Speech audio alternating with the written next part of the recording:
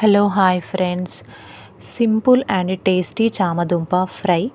ఇది సాంబార్లోకైనా రసంలోకైనా చాలా బాగుంటుందండి. ఫస్ట్ చామదుంపల్ని ఉడికించుకోవాలి. మనం తర్వాత చిన్న పీసెస్ లాగా కట్ చేసుకోవాలి.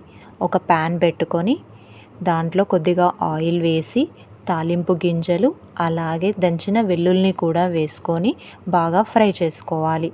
ఇవి ఫ్రై అయ్యాక మనం కట్ చేసి పెట్టుకున్న చామదుంపల్ని ఆయిల్లో వేసి అలాగే కొద్దిగా పసుపు వేసి బాగా కలుపుకోవాలి.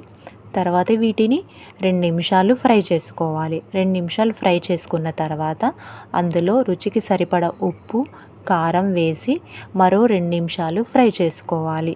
తర్వాత కొద్దిగా ధనియా పౌడర్ వేసి బాగా కలుపుకోవాలి. అంతే, ఎంతో సింపుల్ అండ్ టేస్టీగా ఉండే చామదుంప ఫ్రై ఈజ్ రెడీ.